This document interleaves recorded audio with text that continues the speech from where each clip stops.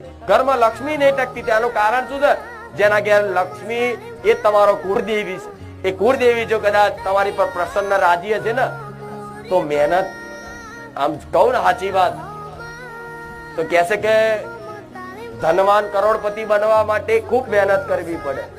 હું માતા એવું કહીશ, દેવની કૃપા હોય ને તો આટલી મહેનત કરો ને આટલું ફળ આલે, એનું નામ માતા કહેવાય. મહેનત તો કરવી જ જોઈએ, કર્તવ્ય તો પાલન કરવું જ જોઈએ, નોકરી ધંધો તો કરવાનો જ, પણ દેવની કૃપા થશે ને તો એ જ ધંધો, એ જ વેપાર, એ જ રોજગાર, એ જ નોકરીમાં તમને એવો ધીર દાડે દાડે લાભ થતો જશે ને આપે રૂપે રૂપે તમે આગળ પ્રગતિ કરતા થશો ને, અને 2-4 વર્ષે તમારા ઘરમાં નવી નવી વસ્તુઓ આવતી થઈ જશે. નવું ઘર લેવાની ઈચ્છા વ્યક્ત થશે, નવું સાધન લેવાની ઈચ્છા વ્યક્ત થશે, તમારું દેવું હોય એ ભરવાની ઈચ્છા થશે.